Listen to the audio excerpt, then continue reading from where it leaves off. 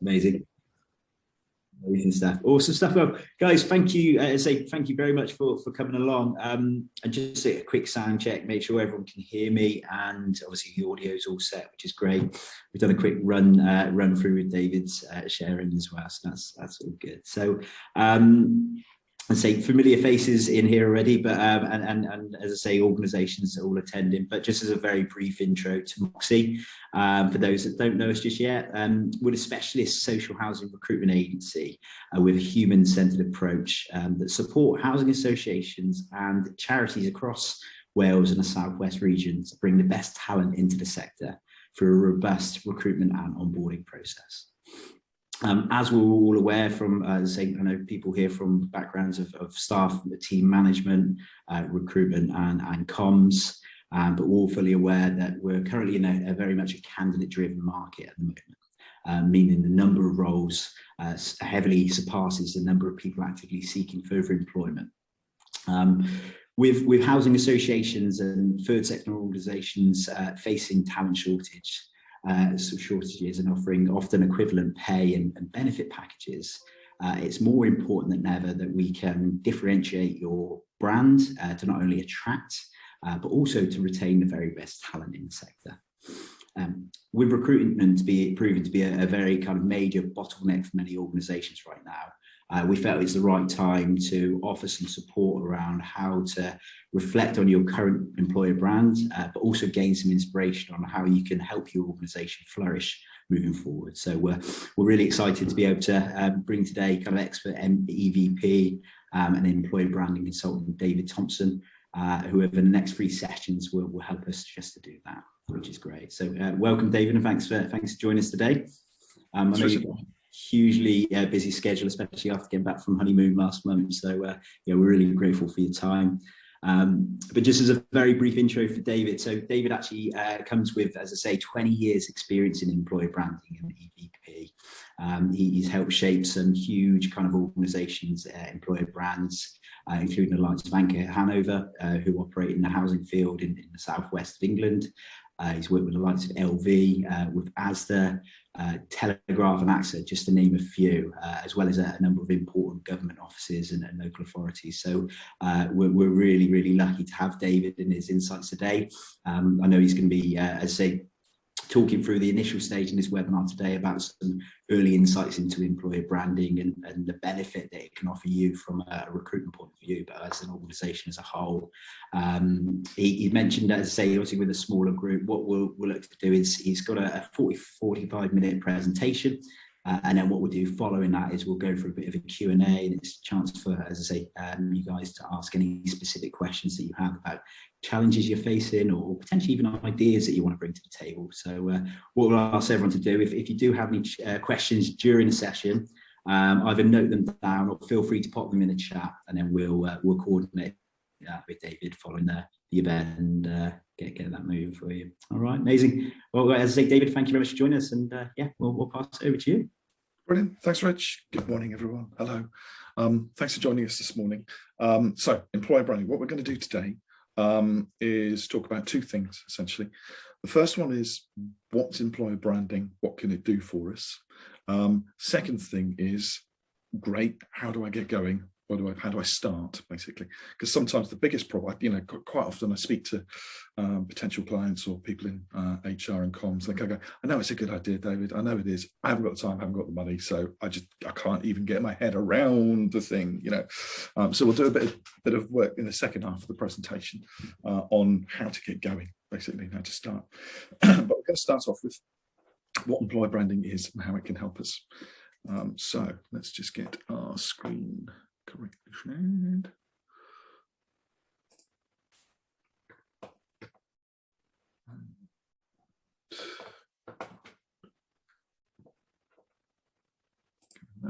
Okay, so hopefully you're all seeing, just give us a quick wave if you can see the front of my PowerPoint presentation.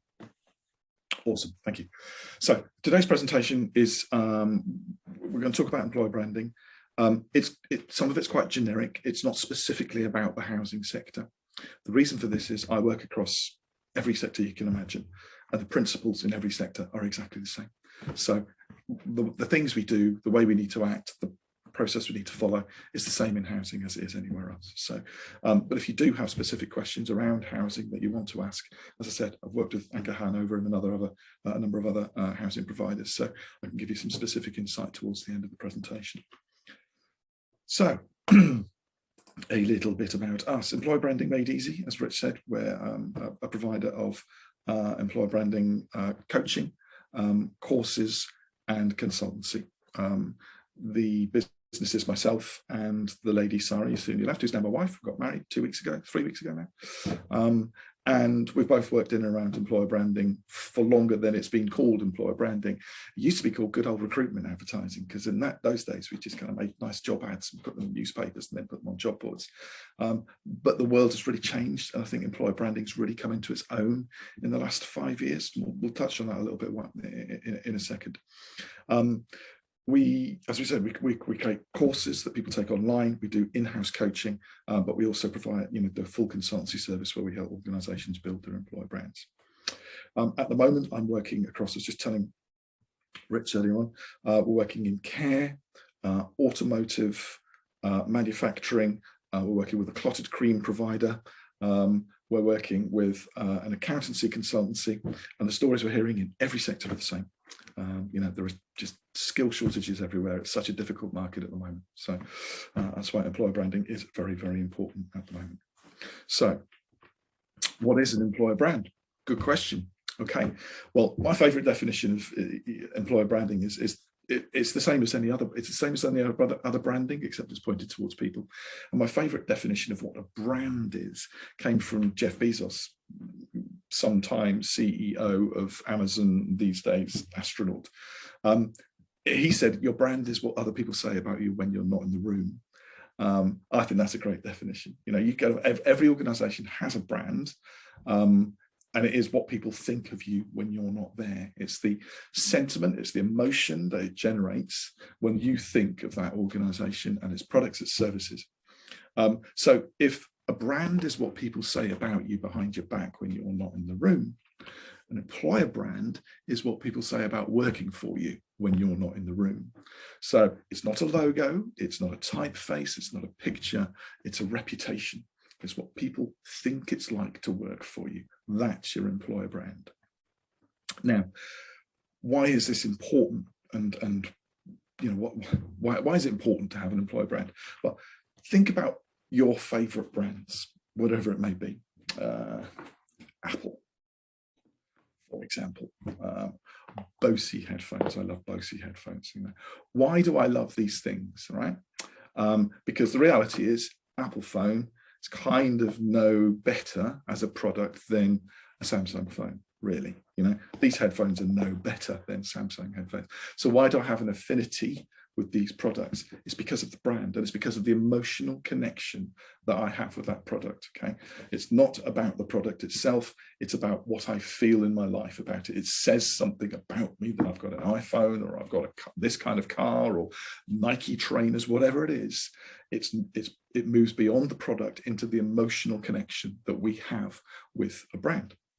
And there's science behind this. The reason is, if you think when we're competing, let's say on a functional level for talent, for employees, we're just saying we're an organization that's got some jobs and we pay a salary and we do it in this location. That's a very functional experience, right? There is no, because everybody else does that as well. There's nothing to differentiate you from anybody else. Our brain processes that very logical, functional information in the outer part of the brain called the neocortex. This is very good at assimilating figures and numbers and is very logical, but it forgets stuff incredibly quickly because it doesn't have any connection to your emotions. Okay, so this is the little calculator part of the brain that's dealing with logic, but kind of goes, I see that and I can compare it to that, but it doesn't make me feel anything. I don't have anything to go with. When we start telling stories, when we start creating a brand, we start connecting to the limbic part of the brain, which is the stuff that's inside. And that's the stuff that's hardwired into our emotions. And when we have emotions, it creates a chemical reaction, and that chemical reaction stays with us and makes us remember things. So we're actually manipulating people's brains. Branding is getting into people's emotions to create a physical reaction which makes the story stick, and it makes you more memorable and differentiates you from everybody else. So there is actual, kind of physical science behind that. It's not just pretty pictures. Employer branding creates an emotional connection in people that makes you more memorable and more appealing than your competitors. So there's a really good reason for doing this. I think we all kind of think, well, we know branding is good, but we don't really know why. Well, there's the why. That's why it's really important. The other thing that we use as a technique to make our kind of reputation stick is storytelling. Because storytelling, if you think about important messages down through history that we want our people to remember. Think about stay away from strangers. Okay, how do we tell that story? Little Red Riding Hood. It's far more memorable as a story than just saying to a kid, don't talk to strangers. So if you create stories around your business, people remember them. Again, it's emotional and stories stick. So if you can be creating, a kind of a story around your brand, this is why we do what we do. This is how we behave. This is why it's great. That will stick in people's mind, and that's what helps to differentiate you. So storytelling is an incredibly powerful thing. Branding is a very powerful thing. And there's a third element that's very powerful, and that's authenticity. We always encourage when we're working with customers and clients to let the voice of their employees come through as much as possible. Again, there's a reason for that. It's proven that people trust the voice of an employee 3 times as much as a CEO. So we have a mistrust issue with authority. All of us do. So, it's always the temptation when we're doing employer branding projects. CEO comes in the room and goes, leave it to me, guys. I'll do a video. Everybody will join. No. We need the voice of the people. We need people to see people like them saying, okay, I can see myself in this organization. I can make that emotional connection. That looks like the right place for me to be. That's how we elevate ourselves up above the functional. So you're no longer competing on salary, hourly rates, holiday, location. You're operating on a different field to your competitors. Yeah, so that's why it's important. At the moment, it's critical. Why? Well, we all know there's skill shortages just everywhere at the moment. So finding really good talent is incredibly hard in care, in housing, in manufacturing. Doesn't matter where you go. I was just telling guys a story before we came on. I was with a client on Monday. We're a manufacturer, and they manufacture the parts of the chassis for Toyota cars, and they operate on a very fast, just-in-time basis. So we're quite often calling on contingent labour to come in and do the work as associated with demand. I was there on Monday with them, with the HRD, we're doing some work, and then she had to go out, came back to, really sorry, I'm going to have to cancel the meeting. We had 10 people booked in via agency to come and work for us this morning. None of them have turned up. They have all just gone and found work around the corner at JCB or at Aldi, or for a few pence more, and literally day to day at the moment they can't figure out how to get people to come and do the most basic work. Then later in the day said, sorry guys, we're going to have to go home. I'm having to shut the factory because we can't get any steel to do the manufacturing because we've got supply chain issues. So just the problems are just crazy at the moment. So there's, and I'm hearing that everywhere. Like I said, working for a clotted cream company in Cornwall, can't get the people. Working with WeBuyAnyCar.com and Cinch at the moment, can't find anybody to drive the big car transporters, so their business is suffering. So people issues everywhere. Supply of candidates is low. Candidates are absolutely spoiled for choice. So unless you have something exceptional above and beyond what your competitors have got, it's going to be tough. And not all of us can say, tell you what, we'll just pay more than everybody else. That's the answer. We can't do that. So we've got to find other ways of being more attractive. And employer branding is a key core way of doing that. So employer branding allows us to differentiate from the competition, feel and look different, to create that powerful emotional connection. It elevates us up from this kind of functional position where we're just seen as you're the same as everybody else, offering the same as everybody else. Candidates can see themselves within the business, so they feel that this is a good place for me to be. Takes away that kind of cold corporate face that's just a logo, and most, it helps attract talent. And more than that, it helps retain talent. And this is something I always think has been massively overlooked in employer branding. It's automatically, intrinsically connected to recruitment, but actually the effect it can have on retention, as we'll see in a second, is really powerful as well. And at the moment, retention is probably just as important as recruitment, because, you know, if you can keep people, you don't have to go out and find more of them, basically. So what does it involve? It involves us telling employer brand stories right the way through the employer life cycle. It's creating this holistic, consistent story that we tell from first contact with our candidates, when they first kind of go, right, I'm going to look for a job, I'm going to find a career site, I've seen some activity on social media, I've seen some job ads, I've had a look at review sites, I then go through a job fair or an event maybe, I then come into the application and interview and assessment process. Great, I got the job, I'm brought on board, now I'm part of the team, I'm getting communicated with by the business regularly, I'm going through performance management and learning and development all the time. What we want to do is create this holistic, consistent story, so everybody all the time is kind of feeling, yeah, I get why I'm here, I get why it's great to be here, I get why other people should come and join here. You know, we create this culture, this little feeling of real consistent feel good, basically. We kind of construct it in 3 stages. First stage is, and this is quite often the bit, I think, where organizations get a bit bamboozled. They kind of go, right, okay, we need to do some employer branding, we need to do some social media. Brilliant, okay, I'm going to do a social media post. And then they can go, yeah, but I don't really know what to talk about. I don't know what the story is.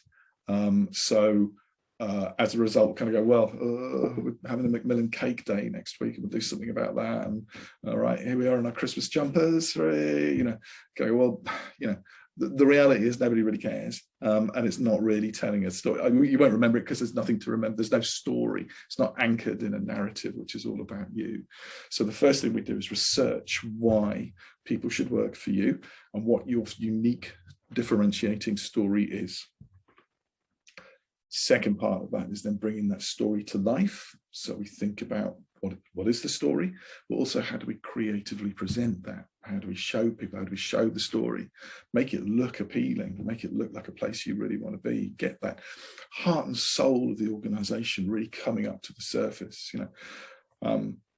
And then the third part is take it out there and get it out to the right people in the right places at the right time. So again, it's a case of, you know, not just throwing stuff out on social media for the sake of it, it's thinking, where are our target audiences? How can we get directly into their minds, hearts and souls, rather than just kind of throwing a message in a bottle out and saying, hoping someone sees it. So that, in principle, is the kind of 3 phases that we follow to research, develop and execute an employer brand. By the way, don't worry, take notes by all means, but I will send all the slides to Rich afterwards, and Rich will distribute them all. So you will get copies of these slides. That's absolutely no problem. What can we expect to happen? Okay, so these are all figures that have been researched, properly researched figures, but LinkedIn kind of pull them together into a little document, which they call, I think it's Essential Employer Branding Trends. First one, as I said, and the one that gets overlooked, is it can lead to a 28% reduction in employee turnover. I think that in some cases that's quite a modest figure, and I'll show you a case study in a minute where we've had improvements on that. So you kind of think, well, first and foremost, if we can stop people leaving, that's an amazing thing. You know? And why does it stop people leaving? Well, because again, if you're working for an organization, the organization I was just telling you about, that manufacturing organization, have nothing internally in their business that plays back to people who they are, why they're here. They don't see pictures of their colleagues on the wall. They don't feel celebrated. They feel like parts of the machine, essentially. You know, what we're doing now is kind of creating this employer brand for them, which is external but internal as well. So we're dressing the walls of the factory with pictures of the people there to strengthen that sense of engagement that we are all part of something special and unique here. You know, that's an incredibly powerful thing that often gets overlooked. We also expect to see 50% more qualified applicants. So that's brilliant. Not just 50% more applicants, not just more people but qualified people, people who've got the right skills and the right behaviours because they've seen your organisation, they understand truly what it's like to be there and can match themselves closely to it. And 43% reduction in cost per hire. Now, you go back a year or two and cost per hire was the most important thing. Now it's not so much at the moment. It's finding the talent in the first place is the most important thing. But if you take the average cost per hire in the UK, which is £3,000, you know, a good employer brand will be saving you £1,500 per hire. And if you're an organisation that's recruiting hundreds or thousands of people a year, all of a sudden, you know, any amount of money that you are spending on employer branding will be recouped by the reduced cost of recruitment over time. So cost, better quality applicants, less people leaving, what's not to love? More than that, evidence that if you don't have a strong employer brand, you have to overcompensate with salary. Again, you're not differentiated from everyone else. So you're operating on the functional. So the only thing you've got to do is offer more than the people next to you, more salary, more benefits, you know. Whereas if you differentiate, you go, yeah, but I really want to work for those guys because I just love the sound of it. I don't care if they're paying 10% less, to be honest. I just want to be there. I want to be part of this. So you can get yourself a massive competitive advantage, even if you are not the highest payer. And ultimately, it can increase stock prices, which is crazy when you think, you know, the whole value of an organization can rise by up to 36% just because of employer brand, you know, mad. But that's what the stats are saying. So I just want to show you a couple of case studies, not in sector, but they've got figures attached to them. So I was keen to show you these two. So these are two projects I've worked on over the last couple of years. The first one's Toolstation. So big rival of Screwfix, a DIY shop. But the problem they had was because they were up against Screwfix, who pay more, who are bigger and more shiny and corporate because they're owned by Kingfisher Group, who also owns B&Q. Toolstation are kind of like their scruffy little brother kind of thing. And they were having struggles attracting people. But what we did was when we carried out our employer brand research, we found when I first talked to them, they said, we don't really know why people work here, to be honest. You know, we don't pay that as much, you know, but people stay here. People seem to like it, but we're not entirely sure why. So when we did our research, what we found was their people loved being themselves, and they didn't like the idea of working for B&Q and Screwfix because they saw that as very corporate. And their story, therefore, was all about, we're here together as this little group of people. We like being the scruffy brother, actually, you know, that suits us. But it's just, you can be yourself, you can be very natural. And that really hit the nail on the head. So we kind of built that story, built the employer value proposition, built out this creative work for it. But you can see the results, just to particularly highlight a couple.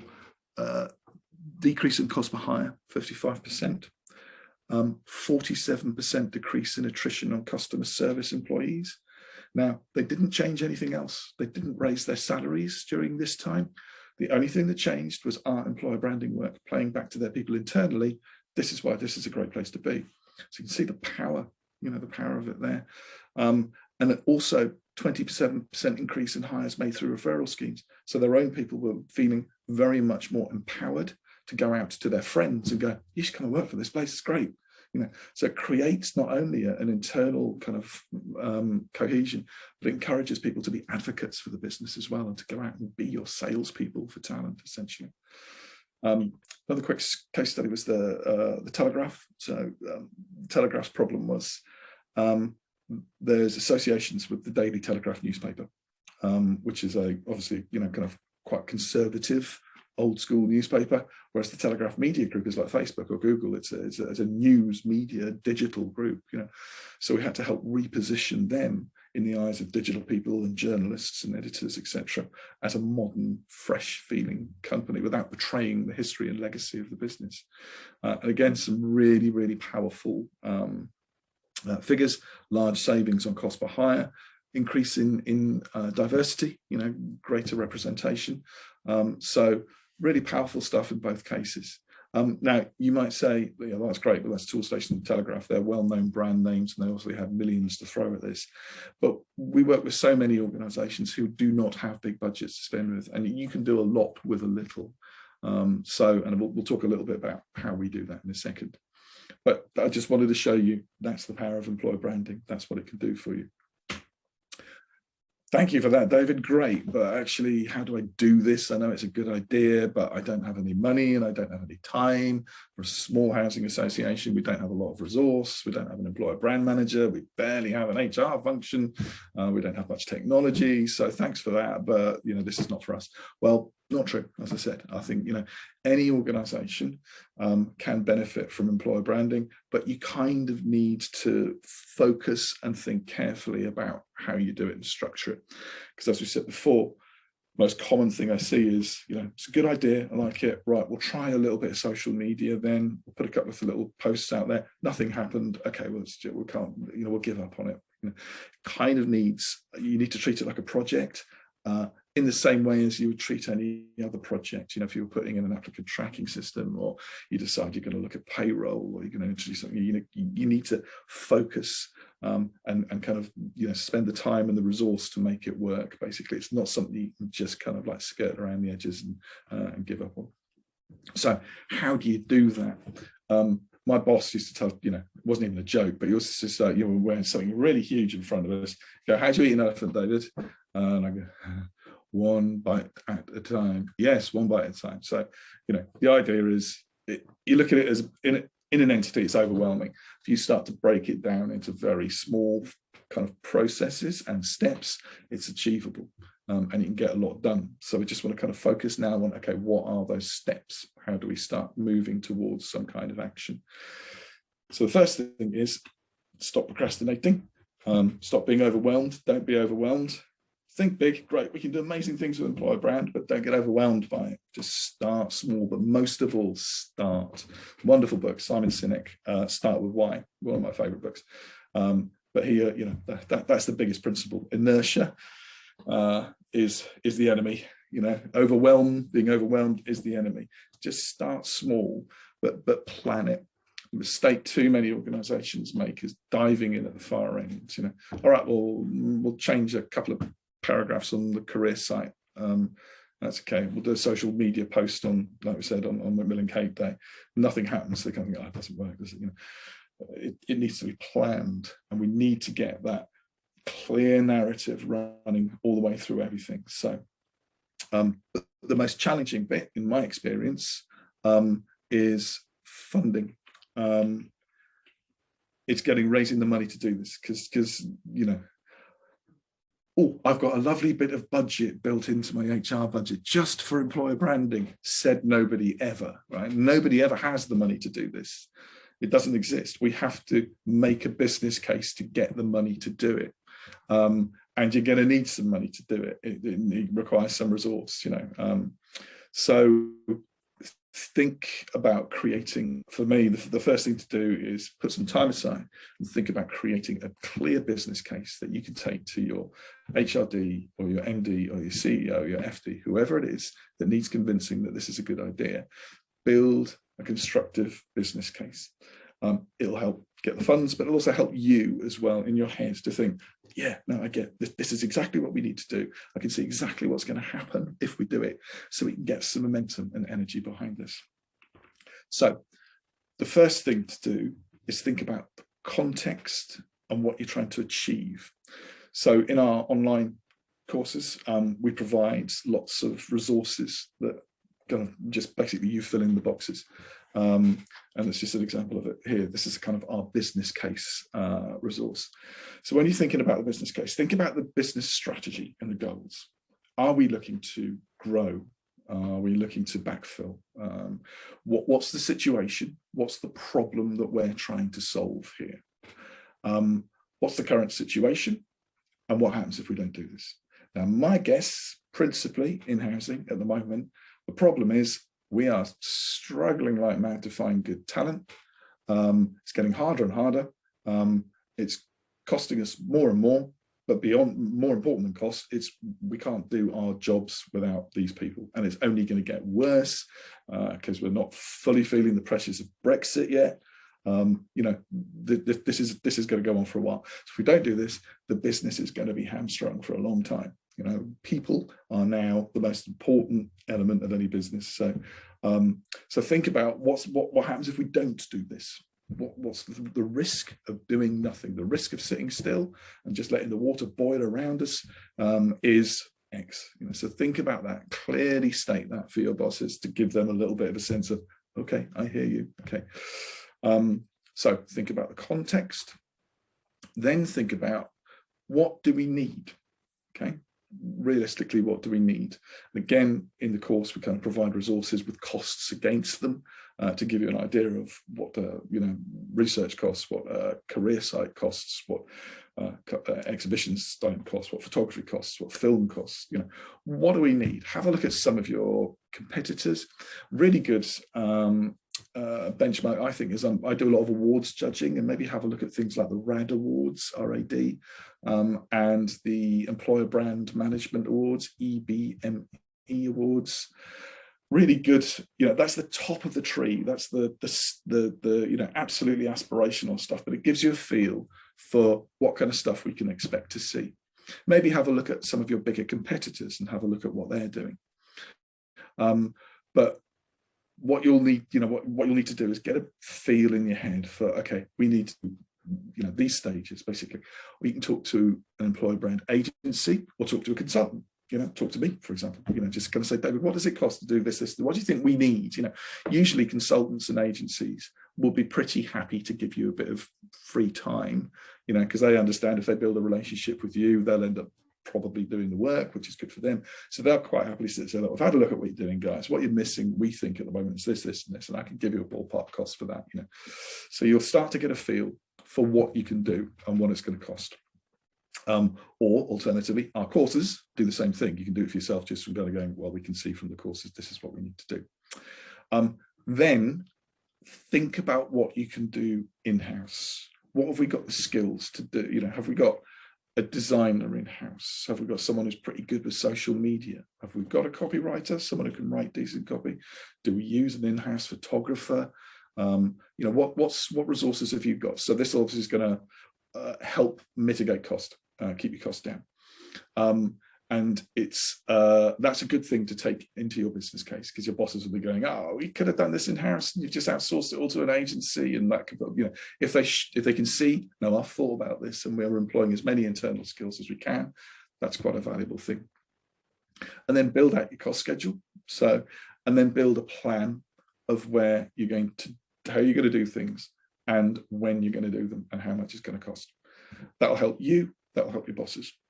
And there are, as we said, 4 main key elements to consider: the research and the development of the proposition, the creative development, then turning that into creative stuff, creative assets, and then taking it out to market, the activation. So they're the 4 core areas to have a think about. As I said, some conversations with agencies or a consultant will help that. Now, really important, you're going to need to show a return on investment. So what can we expect to happen? So I showed you some figures earlier on that are derived from research.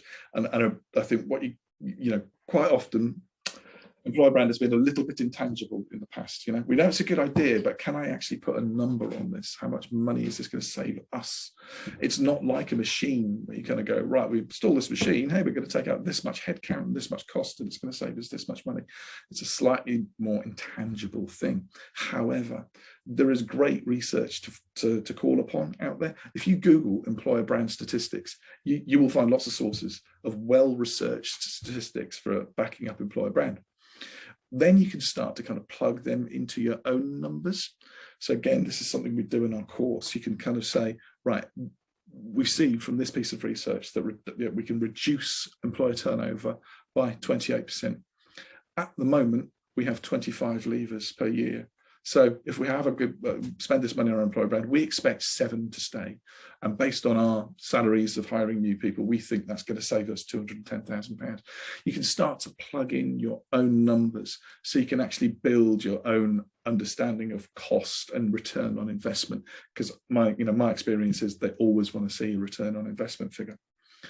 So helpful thing to do. Again, the worst thing you can do is just walk into an FD's office and go, hello, can I have some money to do an employer brand project? They will just say, go away with your vanity project and bring me something which is going to save me money, So you kind of need to really methodically build this business case and show a clear return on investment to make sure you've got the money and the resources you need to see this project through. So planning is so critical. The planning is thinking this out. What do I need? What's it going to cost? What resources have I got? What resources do I need to bring in? How long is it going to take? When am I going to do it? Those are the things that you need clear in your mind before you get stuck into this. Otherwise, it will become a big amorphous thing that you can't get your head around and drifts around, and eventually you'll give up on it and you'll be back to where you were. So another really important thing to do, understand the competition. Again, a mistake organizations sometimes make is they kind of do a bit of internal research, say, here's our story, this is great, we're going out to market. And then they get out to market and find, it's the same story as the other people. So we're not differentiating at all. So all the work we've done basically didn't really have much impact. So look at your competition, understand what your competitors for talent, not just other housing businesses. Think about the other competitors for talent in your local area are doing. What's their proposition? How are they addressing the challenge? What do they say about themselves? What's the standard of the work? Is it great? Is it strong, or is it weak? And then do something completely different. We have a habit in HR and recruitment of follow my leader. Oh, I saw that over there. They're doing that. Let's do that.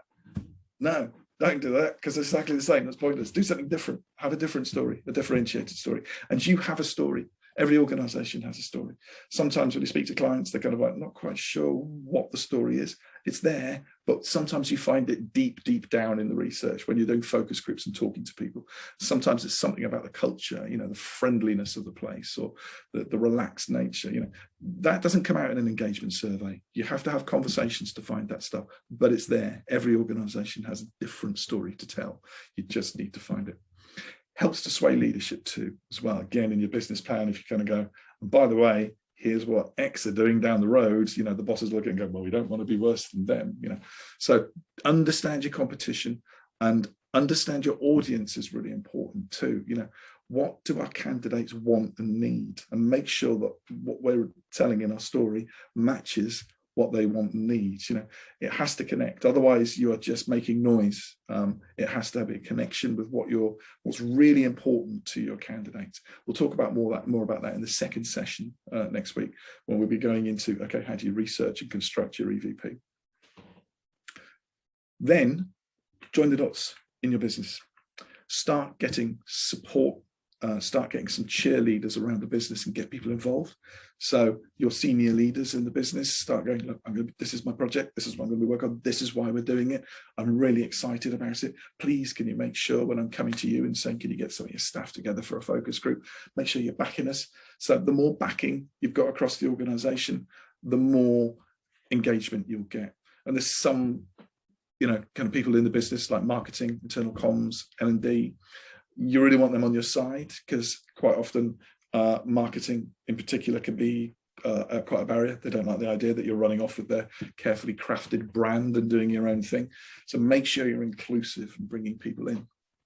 Get their buy-in, but also think about what can they bring to the party. If you've got skills, your marketing team might have skills that you can employ and bring in.